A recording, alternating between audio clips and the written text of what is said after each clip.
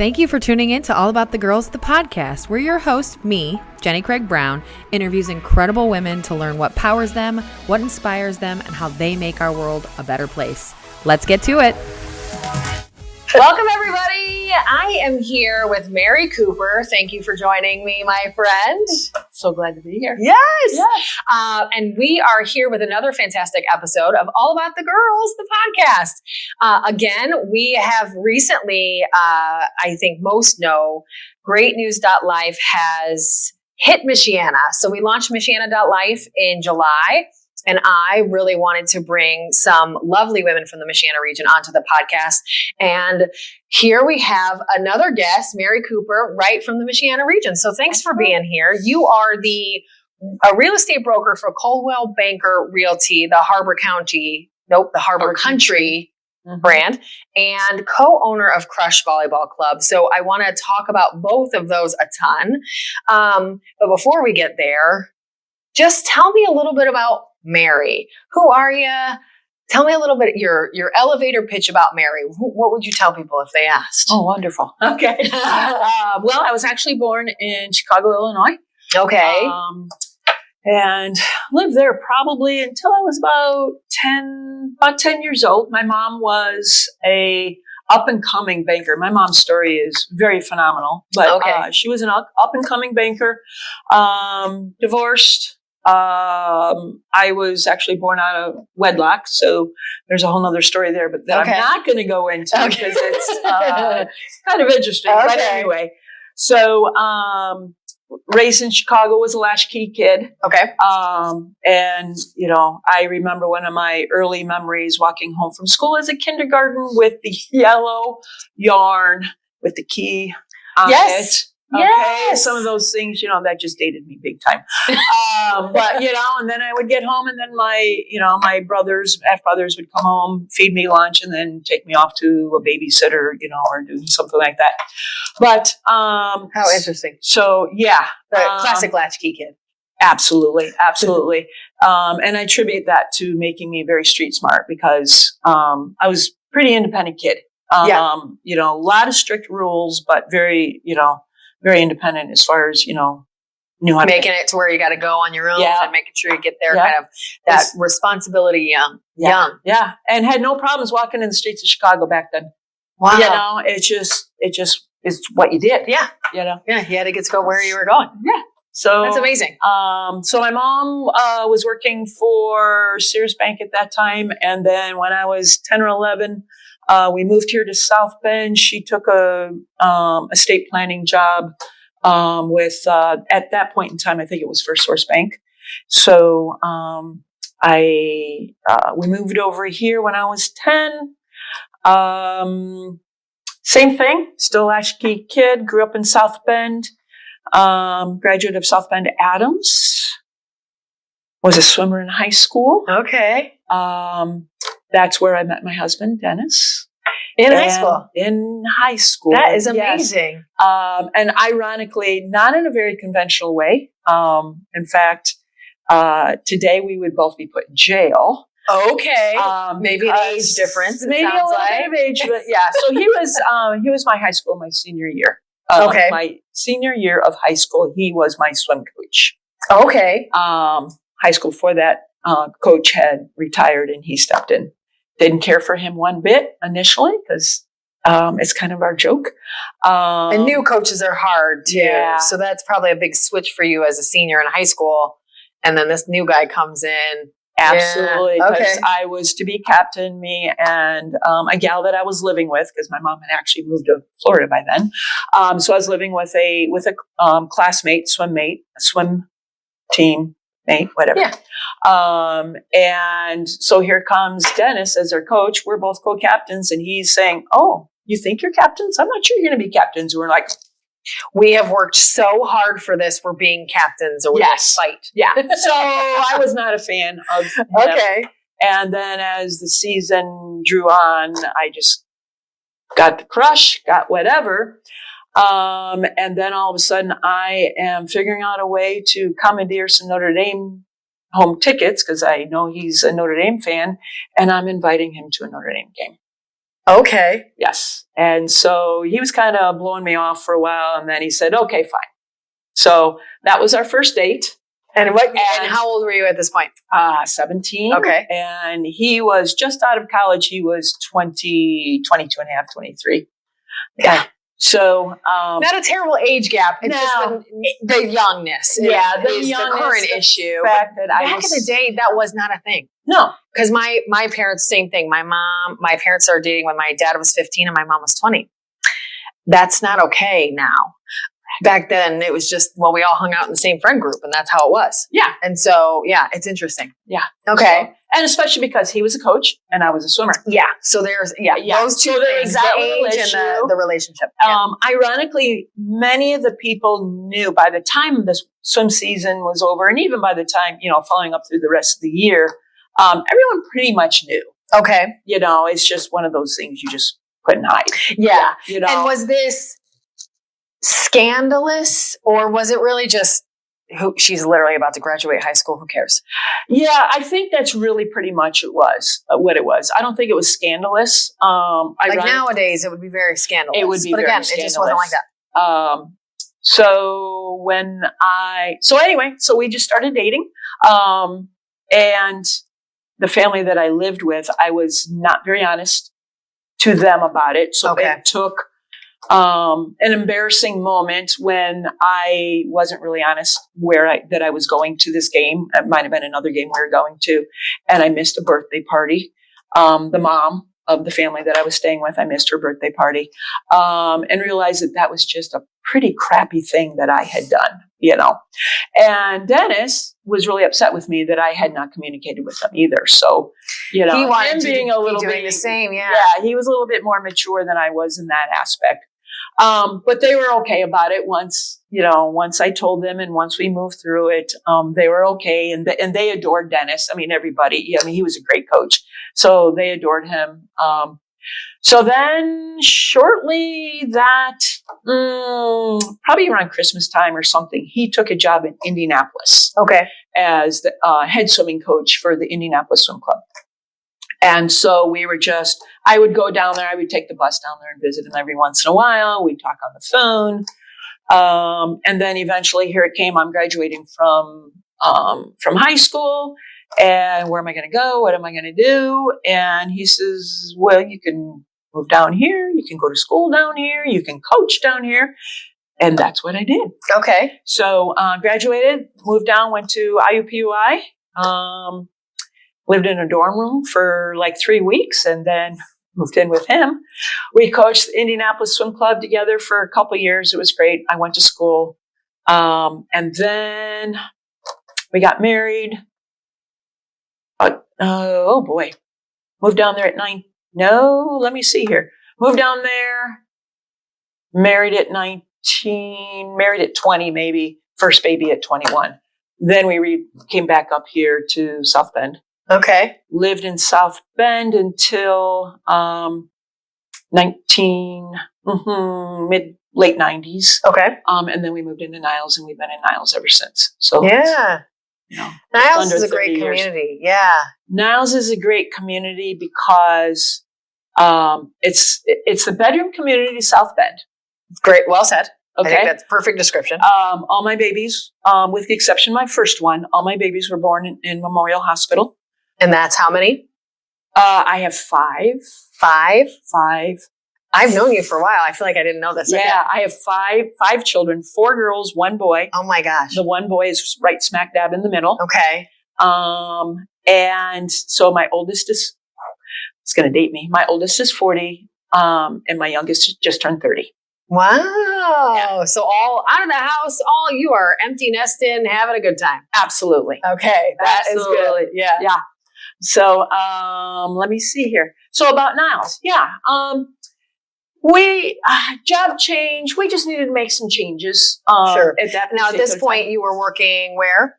Let's see here. I really wasn't working. Okay. Well, you're having babies. Yeah. I was having babies. I was self-employed. Just started my own business. We call it CCDLS, which stood for Cooper Computing, and Design Services, CCDS, I think is what, Cooper Computing and Design Services. So I was the Design Services, all marketing. And Dennis was into network engineering by that time. So he was doing some side jobs, but he was also coaching at St. Mary's. He was a swim coach there. And I feel like I just sped up like 30 years, but anyway. It's okay. And, got to the point where, the other reason we moved from Indy to South Bend is he needed to get a real job. Coaching swimming wasn't necessarily paying for it. So we moved up here. So I'm going to backtrack a little bit. We moved up here, and he was coaching at St. Mary's Swim Club, and I was actually coaching Adam's boys swimming. Okay. Which was a lot of fun. The funny thing about it, though, was the AD at that time at Adams was the same AD that was there when I was really swimming. And so he more or less said, we can't have any of that going on like it did when you were here. Things have changed. And I'm like, don't make that happen. And again, you're like, listen, I'm fine. Yeah. So I said, no worries. No worries. Over here being happily married. Thank you. Yeah, it's all good. So that was kind of funny. So I coached boys swimming for a couple years, and that was quite interesting. Interesting. A lot of fun, a lot of interesting stories with that. But then again, it got to the point where, I can't be hauling babies around. And even at that point, Dennis was at the same time where he can't be traveling to Florida and doing all this because we had kids. Be careful of your tap. Okay. So, me too. I'm the same. Yeah. So at that point in time, that's where Cooper Computing and Design Services. So I started taking my marketing skills and just doing design on my own for small businesses, just working from the house. Smart. Yeah. Kind of making that work for your life at the time. Yeah. That's really impressive. I mean, 5 kiddos, or at least working on 5 kiddos, starting your own company. I'm sure he's working. So you're really you're making it work with while being at home. That's right. Amazing. Especially then, like that's a thing over the last 5-10 years. It's not really a thing my whole life anyway. That wasn't very popular when I was young.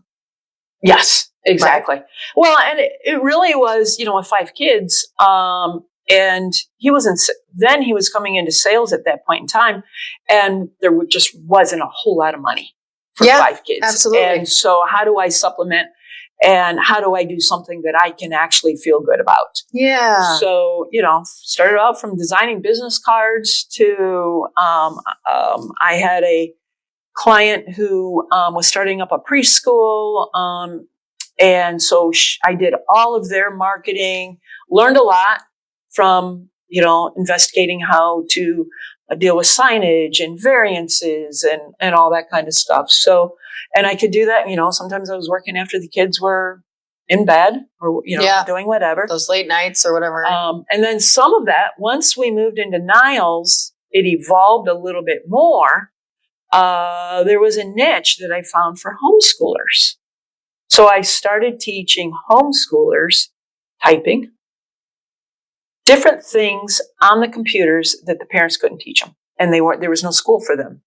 So I would have students come to my house and we would do and then I even started getting adults.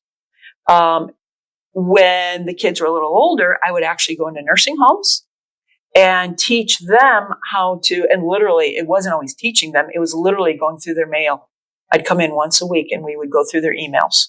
Oh, that's and teach them great. how to respond to them, and good old AOL communication going for them too. What a great thing to still have. So it was a nice little niche that I had, and it just it helped us get through those tough times when childcare was incredibly expensive, very stressful. Yep.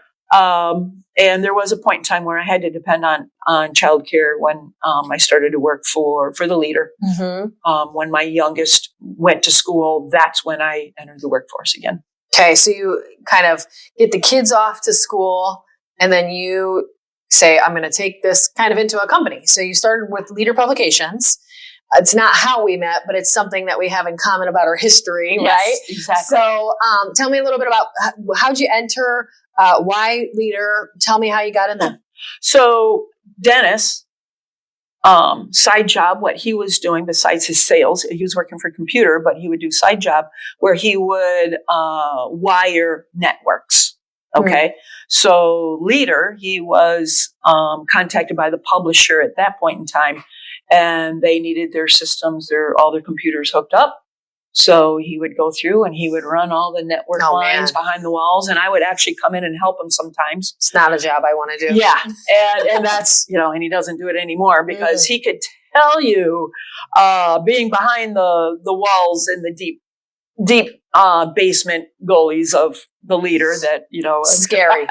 Scary. I can't even imagine what that looked like. Yeah. So Doug approached him and said, "Hey, you said your wife was into marketing. We need some help in the graphic design area. We're losing our manager. Would she be interested in doing that?"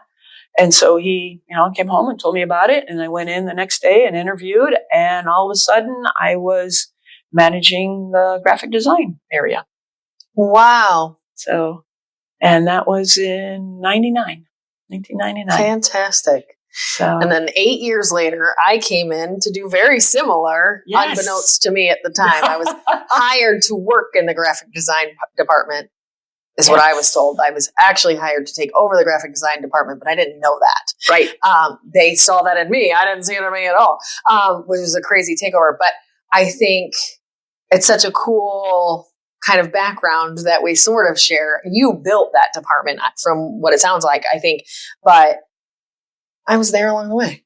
How about that? That's interesting. So you were there how long? I was there for about 15 years. Okay. I had a couple times where I wasn't there for various reasons. Sure. I didn't always get along with all the publishers. Sure. So that's a tough relationship. Yeah. So there was one time where I actually left in 2005. I left for a bit because I went to start my own newspaper. Okay. And did for about 2.5 years. It was a faith-based newspaper. Fantastic. And did everything except literally run the press. I wrote all the articles. I hired some freelance writers to do that, to help me with that. My favorite area that I found that I loved was opinion op-eds. Yeah. Op-eds. Okay. So that was my highlight of that. I delivered those monthly free to all the churches or any faith-based organizations. At that time, I had a lot of political support as far as buying advertising and so forth and so on. And it was very interesting. The biggest struggle that I ran into is folks just didn't want to pay their bills. Really? And I had bills to pay. Yeah, and especially when you're kind of the one-woman band, they have to pay the bills or you can't pay yours. Exactly. It's literally direct correlation. You're not working for some huge corporation where it can shake out differently. It really is direct alignment. Yeah, exactly. And everything that I put into came right out of my pocket. Wow. So I enjoyed it. And I still go by churches every once in a while and say, yeah, that was on my, that was one of my accounts. Good. So it was, I'm a firm believer, that you can't, fail. It's okay to fail. Yeah. And if you don't try, you don't know. Yeah. So, I love that you went out and did that on your own, similar to Chris's start with GreatNews.Life. Yes. It's not here. I want to create something that's not here in the way that is missing for me. And so I'm going to go create it. Yeah.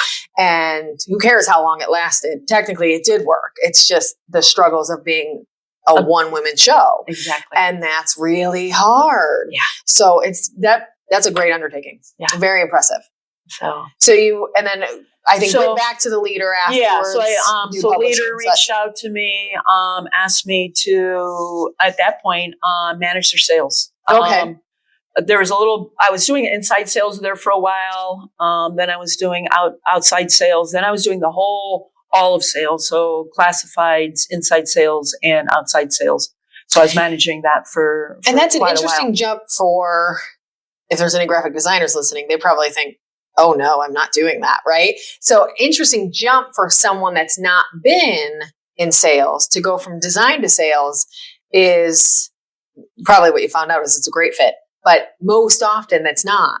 Right. People are like, oh, I'm a designer. I'm behind the computer. I'm not in front. I'm not outward facing. I don't want to do any of that. You go sell stuff and I'll make it.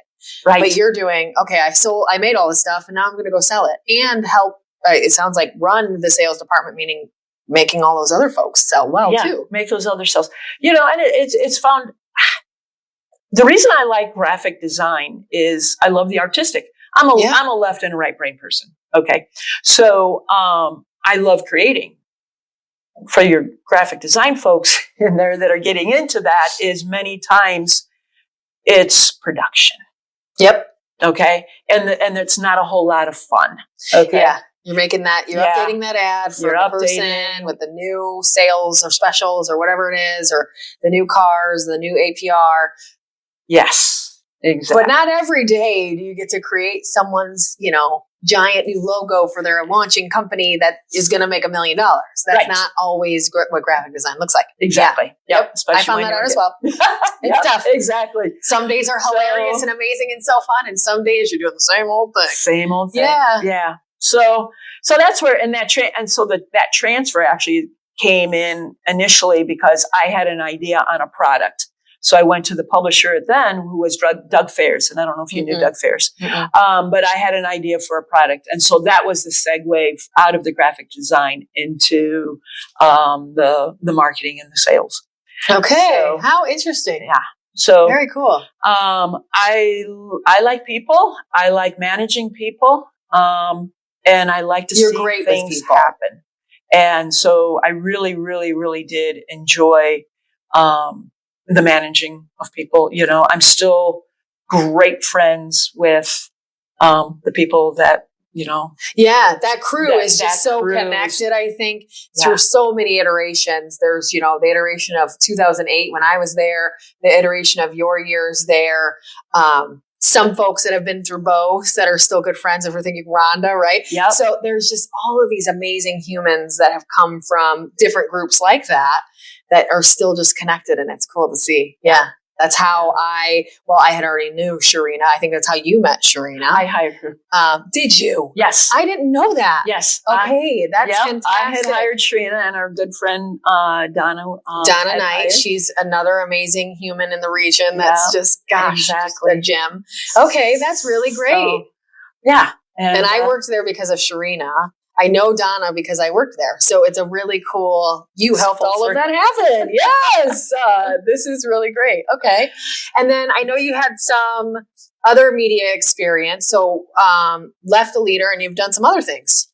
So left a leader, and actually the main reason, I hit an age where punching that time clock was just getting really a little mundane.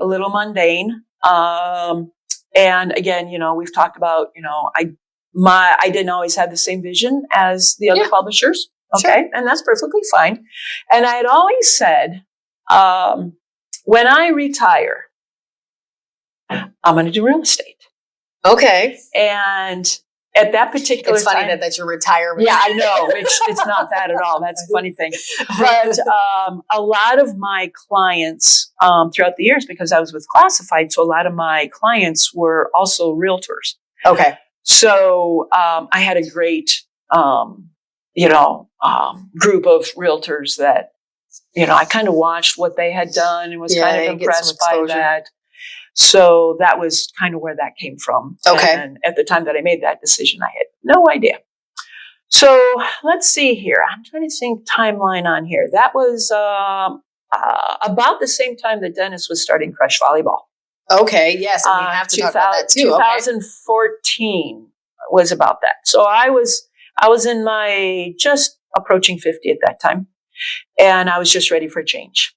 So I started taking online classes for real estate, still working, had made a decisive move that I would work for the leader for 1 year, would save up all of my bonuses and everything. Any money you could save. Everything that I could save, because I knew when I got into real estate, it was going to be commission only. Okay. And Dennis had a good job. So we just needed to make sure that we could operate specifically only on his income while I got my real estate business going. So for a whole year, did that. And then the time came for me to, at that point, I felt really bad because the publisher at that time was wonderful. And we had a really, really great relationship.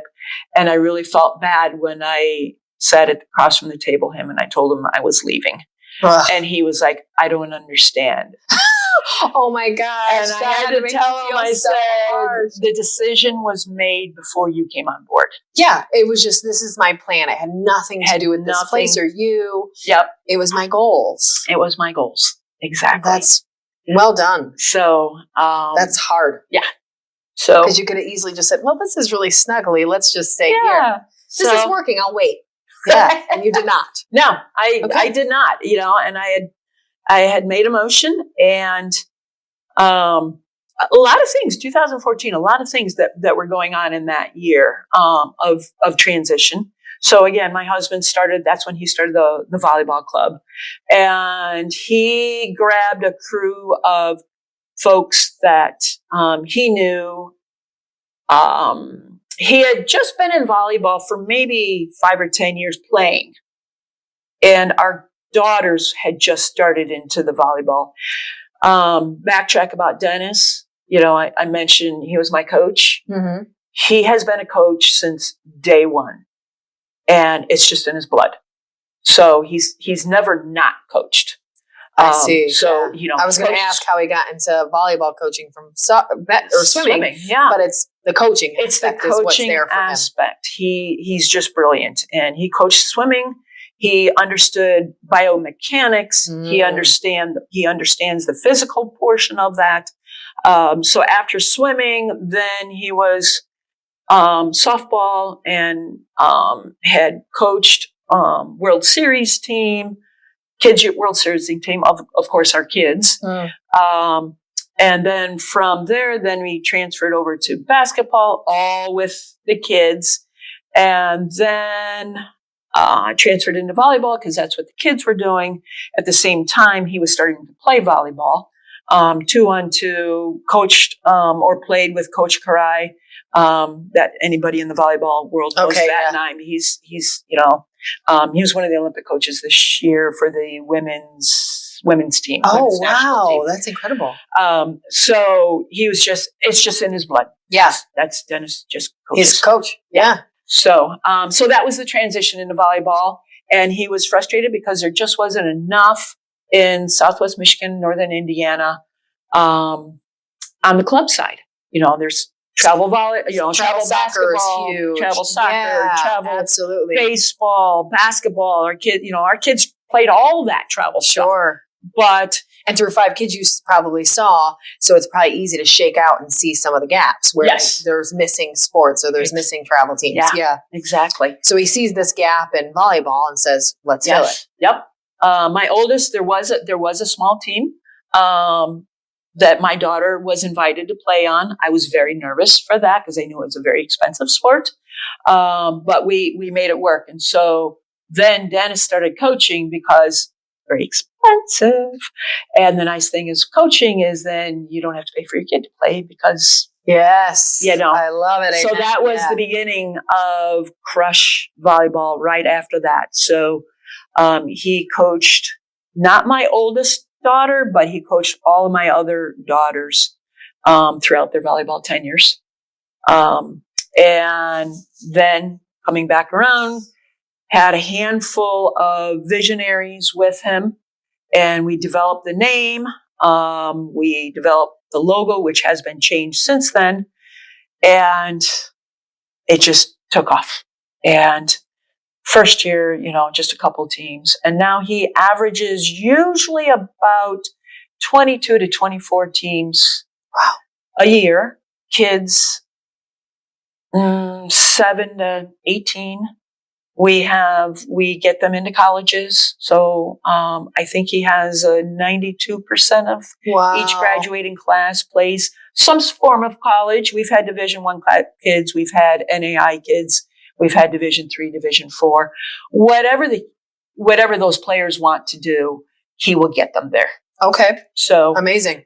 Which is a lot of fun just to see these kids, over the course of the years. Yeah, that growth that you get to watch. And now we're on the backside of that, where a lot of these kids are now coming back and they're coaching for us.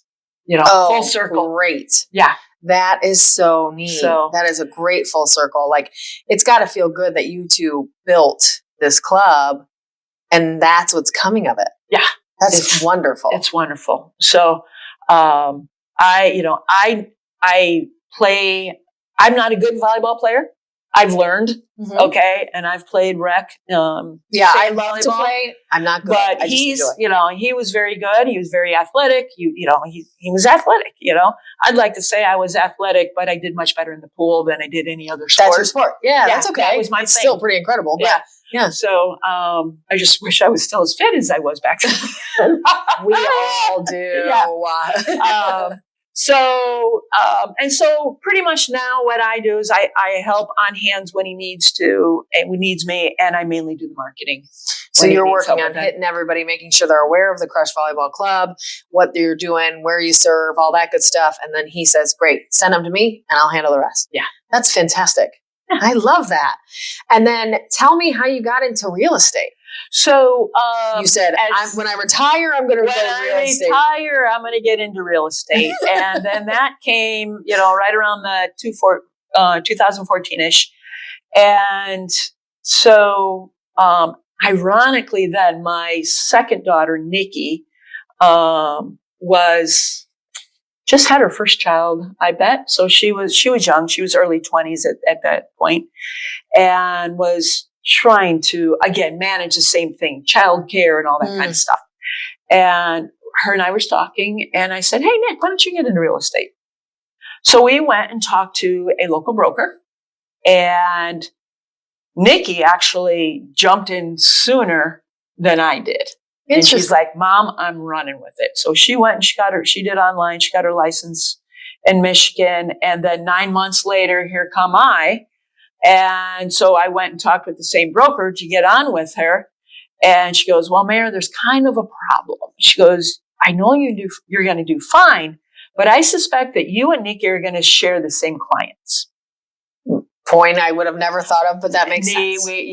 So Nick and I talked, and then we said, well, why don't we just go into business together? So that's what we had done. The interesting about it is the broker made, and I tell all real estate, young folks getting into real estate this, she says, you're going to know in 3 years whether you're going to make it in this business or not. Okay. And she says, because it's going to struggle. You're commission only. And you got a lot of work. If you don't make, you don't make. And I tell you, that was the most truthful advice that I could have ever been given. And after 3 years, I'm like, oh, wow, this is working. And my husband's like, wow, this is working. This is not like, this isn't a pastime. This is not a pastime. This can really work, So it was I just loved it. And so Nikki and I, that's where Welcome Home Michiana then came into play. After we got our, so 9 months later, she had on me, I got my Michigan license. Then we decided to get our Indiana license. I have never studied so hard in my life. Really? I didn't get my, I didn't finish college. I was in college. Okay. I was in college, but didn't finish. So here I am getting this, trying to pass this exam, and it's pass or fail, and you have to have, 70%. And, went back to the cards, for hours and hours and hours. In Michigan, I did the lesson online. In Indiana, I took a class. Okay. In-person class. But you really wanted to hit it. I really wanted. Yeah.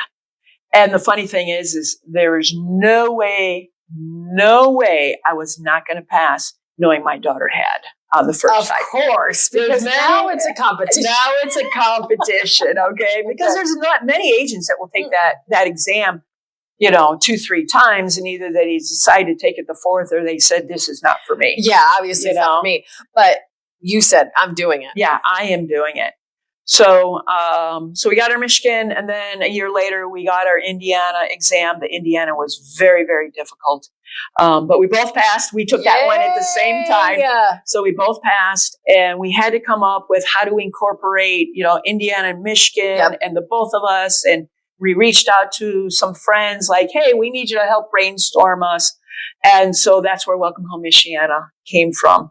And that was just been our little company name, so I'm Welcome Home Michiana per se. That's your guys' kind of tagline for the two of you within that Coldwell Banker Realty Group. Exactly. That's really smart. Yeah. I've seen that online a lot, of course, through you, and it makes sense. And I have to say that name or tagline or whatever you want to call it, it's kind of a hug. Like it feels good to hear it, right? Like Welcome Home Michiana. It feels nice. Yes. So that makes a ton of sense. Yeah. That's what we were trying to accomplish. Good job. So yeah. I think that, it sounds like it works well, and you get to work with your daughter all the time, which is probably fun. Well, yes. And we were. Then we got into a transition for Nikki, raising 2 kids, sports, school, very, she's where you remember being when you were trying to make all these transitions too. It got very difficult to be a real estate agent with 2 young children. I can't imagine. So, so she started pulling back the reins a little bit, and then it just was becoming more and more difficult. So, at the certain time, she just had to bow. Sure, had to bow out.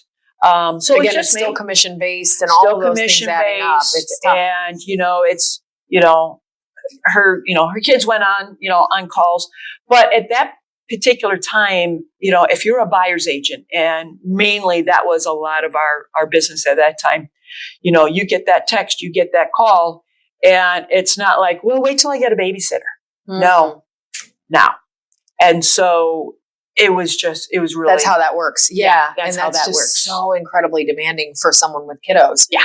It's just hard. Yeah. So she had to step back, and she was my transaction coordinator for quite a while until I think right around COVID. And then she ended up homeschooling her kids, the whole COVID scenario. And business was a little challenging to them because I could not work in Michigan. Yeah. We were non-essential in Michigan. We were essential in Indiana. Okay. So I'm very grateful for that. So I could at least still do some business. What a strange point I hadn't really thought about is in Michiana, you live on state lines most often, or very close to that state line. And I didn't live close enough to state line to really ever have to deal with the rules on both sides. Yeah. But they had very different rules. With very different political backgrounds. So that's an interesting, very interesting thing to work through, navigate. It was just, So you couldn't sell a house in Michigan, but you could sell a house into a house. You could not do any business unless you were just calling your clients on the phone. That's the only thing that you could do, is just keep in touch with your clients. And send them houses on the internet. So, and there was no new listings because no one could put it up. Yeah. You would. Oh my gosh. Yeah. Yeah. This is a sector I hadn't really talked much through. Right. So fortunately for Indiana, we could. There was protocol. Of course. That we had to, the 6 feet. Interesting masking protocol, all of that. Stuff, I had a bin in my car that had boots, had gloves, had masks, all sorts of things. Wipes and sanitizer and all the stuff. Yeah. Yeah. Wow. Yeah. It was a different type of environment. Yeah. Sure. We would do closings in our car. And I felt bad in the winter because our title companies, their closers would come. I would be in my car. My client would be in their car. Oh my gosh. And the closers would come out all bundled up, and they would sit outside their car. Passing paperwork back and forth. Passing paperwork back and forth. Oh my gosh. Yeah, it was interesting. How interesting. Yeah. This is such a weird time. Yeah. Okay. So still, since the pandemic, still doing real estate, seemingly still loving it, very successful at it. You like it. You're going to keep doing it. Oh, absolutely. I have in my mindset, and I don't know where this number came from. Maybe it's because of retirement, when I can retire and so forth. But 72, that's just the number that's in the back of my head, is that I'm not going to stop before 72. Amazing. I'm afraid of, I keep moving. I'm not a sitter. Right. I always have to do something. So if I'm not going to do real estate, what am I going to do? Absolutely. And I really do enjoy it. There are days when, it's not fun. It's just, there's hard there's hard and, not everybody's nice. And, you just have situations and, you get to that closing table and you're like, I'm so glad this one's over. Yeah. But every day is something new. Sure. Every transaction is learning. So, I'm my sole, client, right? Or I'm my business person right now. I do want to develop a team again.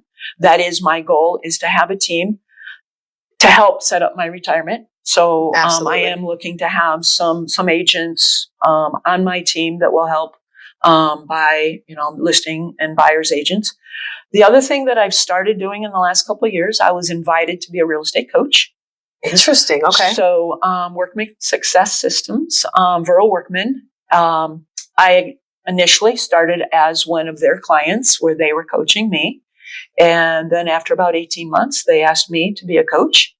And that's a lot of fun because now I feel like I'm back at the leader again, where I actually am helping other agents, have systems to help their business run smoothly. Okay. You're helping them grow to your level. Exactly. As newbies. And then, and eventually build their teams and have a retirement plan in place. Yeah. What fun. Yeah.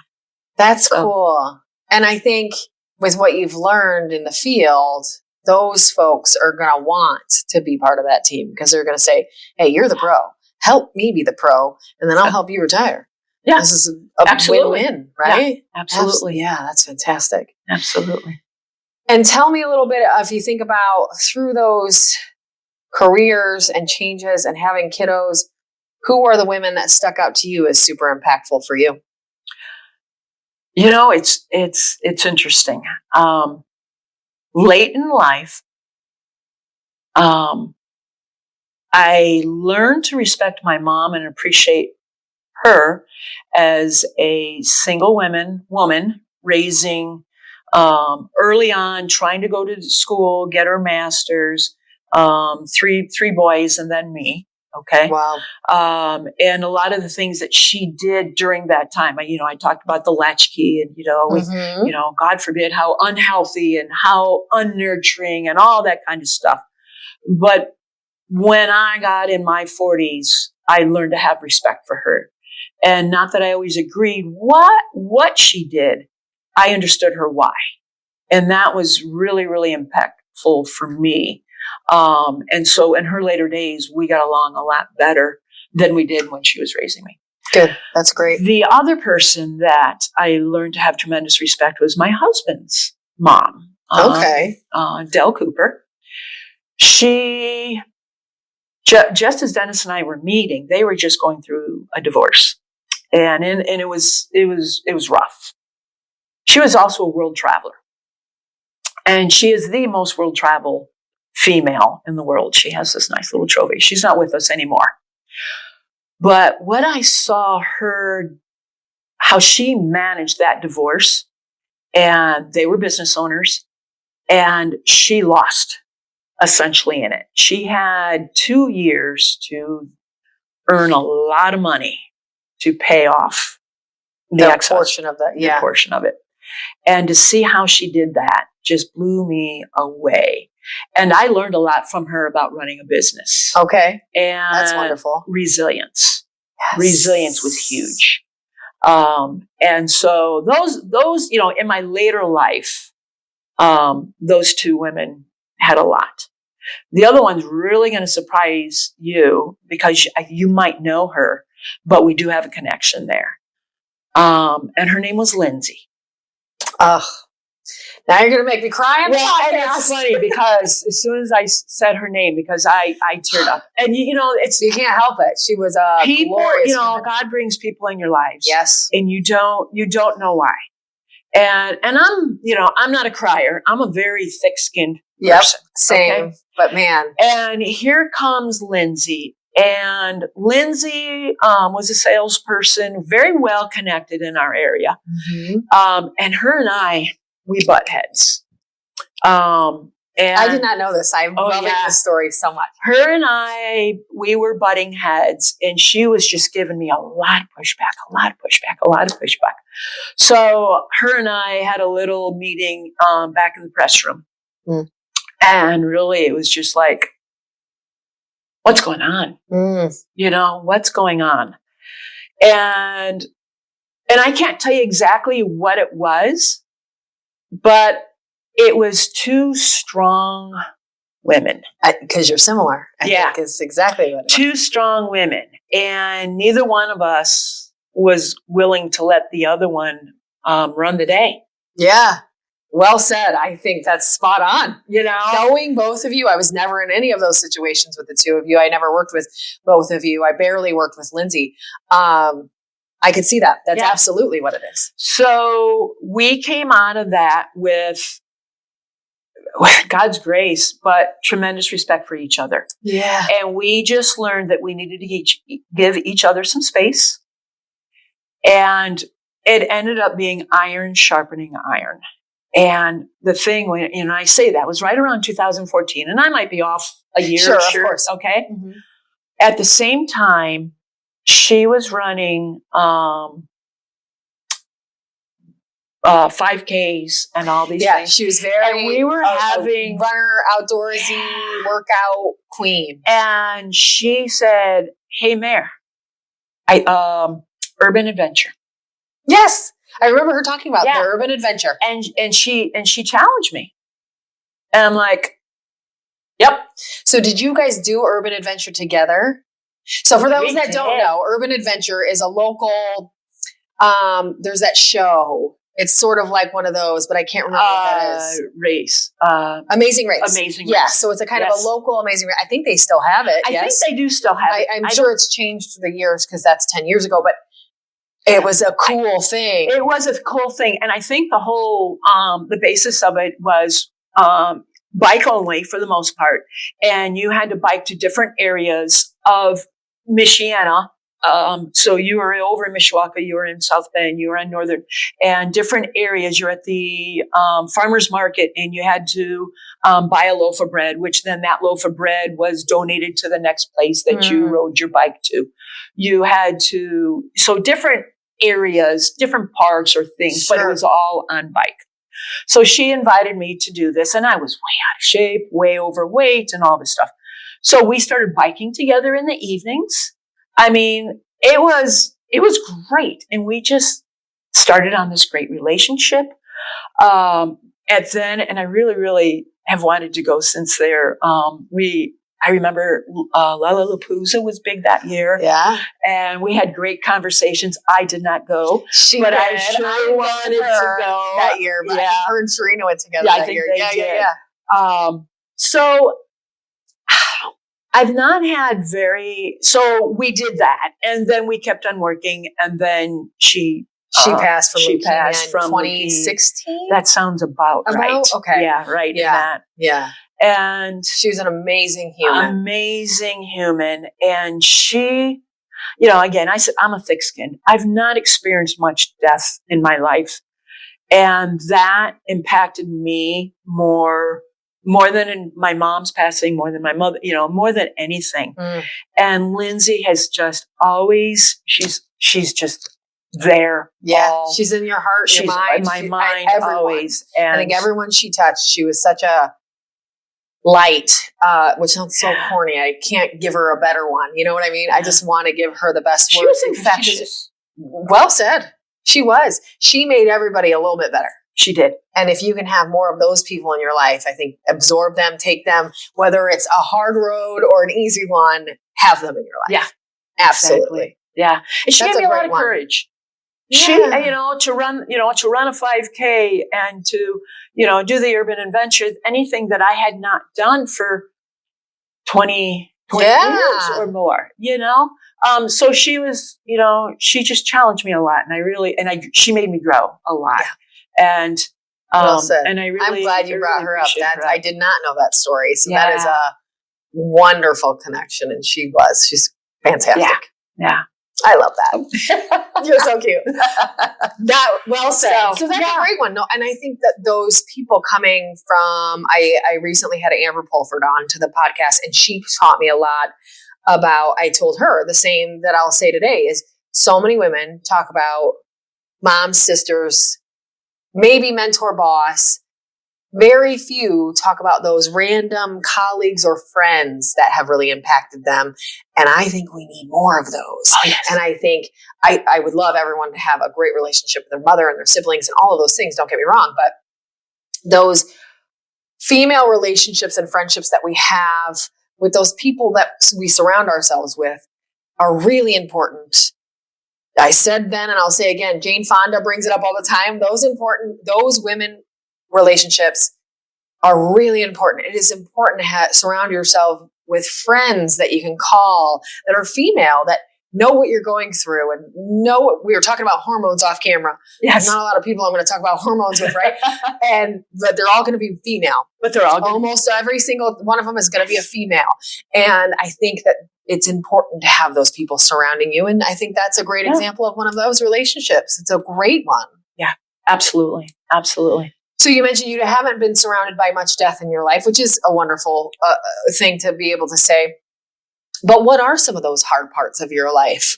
What is some adversity or hard things you've gone through in your life? Oh boy, those things that I don't always like to talk about. But I will mention one. I won't give all the details, but I will mention one that I defined me as a person. Perfect. 12 years into our marriage. And that was just when we came up from Indianapolis, 12 years into our marriage. And we were having some really, really challenges. 5 kids. And, everybody has to hit rock. I'm a firm believer that you have to hit rock bottom at some point in your life. Absolutely. Because that's what grounds you. And in this particular time, we were separated for a little bit. I had made some very, very severe bad decisions. We both had a lot of baggage and we're not making really, really good decisions. And so I decided that we needed to be separated for a little while to figure things out. And part of that decision that put me in the situation that I was in was I didn't know who I was. Okay. Graduated from high school. I was known as the people pleaser. You know, how you get your graduation awards or, class awards. Yeah. You know, and I was the brown noser, the people pleaser, the blah, blah, blah, blah, blah. And so, found myself in a situation where people pleasing with the wrong person and wasn't a part of my marriage. Okay. I understand. So I found myself in that situation and it devastated me because I hurt so many people. It affected my husband. It affected my children. It affected some very good friends, some friends in the church. And I hated myself for that. And I couldn't blame anybody else but me. No one else, there's other people involved. Like I said, I was in a vulnerable situation. Of course. But you feel like I made this decision and now this is what's happened and I'm really mad at me for that. Right. And it's great to always point the mirror back, but it's also really hard to handle. Yeah. It sucks really, to have really, to really really hard. Accept. Exactly. Yeah. So, and we were making it work through that. Okay. But we were still struggling. Sure. And so during that time, I was in counseling. He was in counseling. Good. I recommend counseling. Everyone could use some counseling therapy. everyone can Everyone benefit. can. Yes. Absolutely. My faith was very strong with me at that time. So coming out of that, what was so important about that is I needed to be grounded. I know I said that before, but I needed to not be that person who was going to make everybody happy no matter what. I had to define boundaries. I needed to know what I stood for. So coming out of that situation, and I learned so much about myself. I learned what codependency was. I learned what it was to not have a faith system and a true version of right and wrong. And what it means to always seek to always do right. So, in my conversation I was having with my husband is, I don't even know how to do that. And if there's any sense of me doing something wrong, I just won't do it, And there was and I can't even remember the situation, but for some reason I felt like, oh my gosh, what's the right thing to do here? It's almost like that because it was not so black and white. Yeah. Oh, I do remember what it was now. It was over commission, and I had made a mistake. I had made a mistake that cost me money.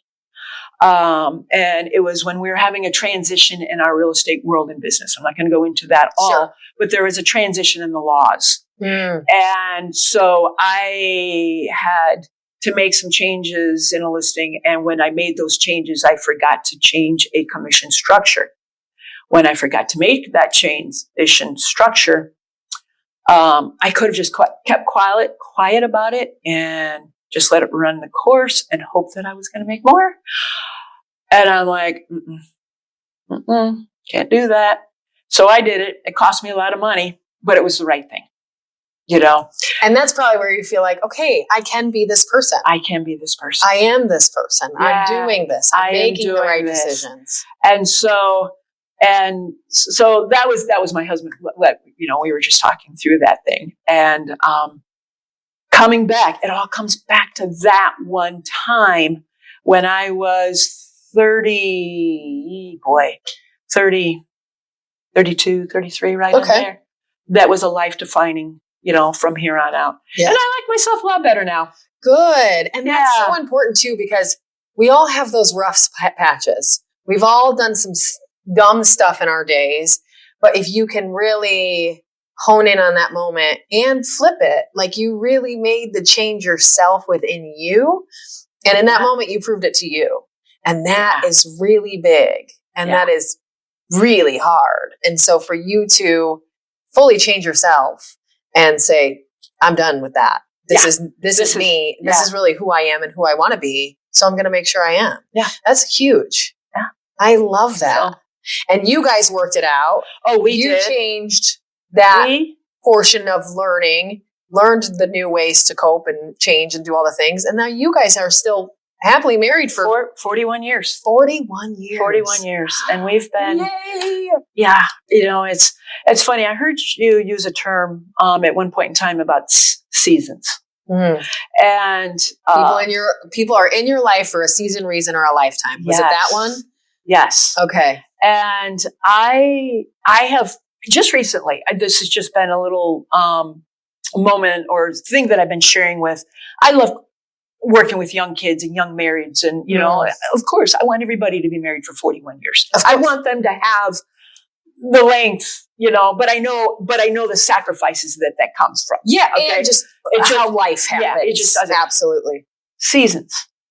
We all have so many seasons in our life. There's not 4. And I don't know how many there are. No, but there is a lot. There is a lot, And I think every person has a different amount.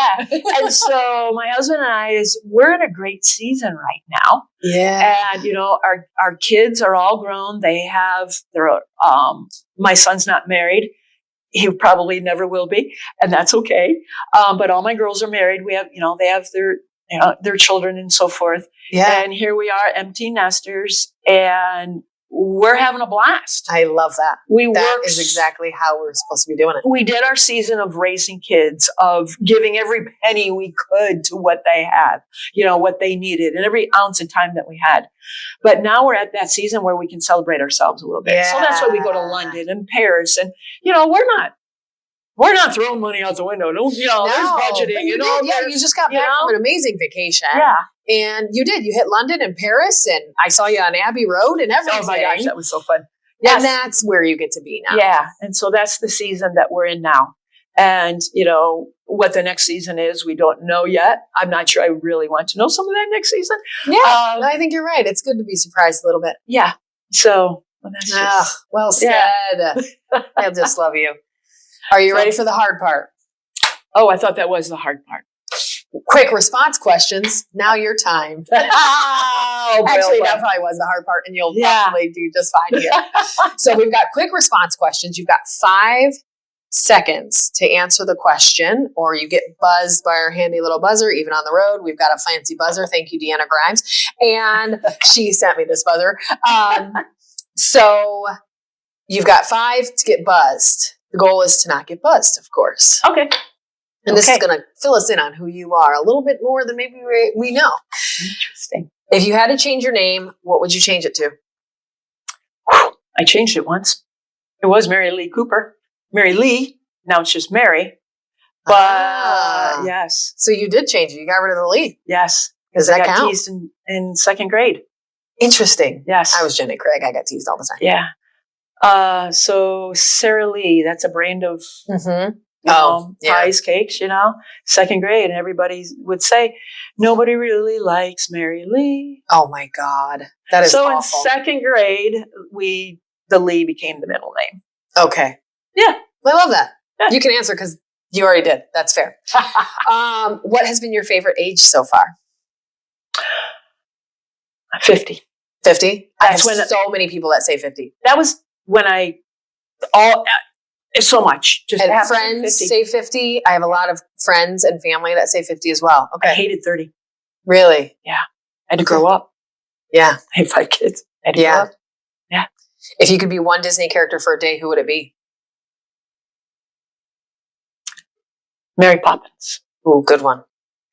You're boarding an airplane right now. Where is it going? Australia. Ooh, love that one. I've not been. Yeah. That plane ride, it sounds terrible. Yeah, true statement. I'll do it together. What is your favorite article of clothing that you own? Jeans. Ugh, love me. I'm a jeans and t-shirt girl, or a jeans and sweatshirt girl. Yeah, love that. Breakfast food or dessert?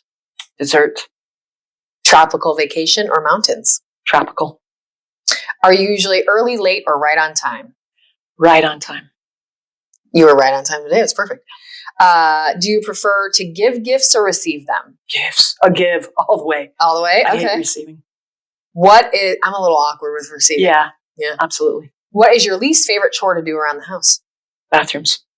Good one. What if you had free concert tickets to any concert, who would it be for? Moody Blues. That's a good one. A little late though. Okay. Secondary to that I'm also still a little late for would be Neil Diamond. Ooh, and he's so many generational. Everybody knows something by Neil Diamond. Yeah. Like it'll come on and you'll be like, oh yeah, I do know that. Yeah, 100%. What is one thing that you need to sleep? Cold and fan. Fan. Okay. Do you prefer watching shows week by week or binging all at once?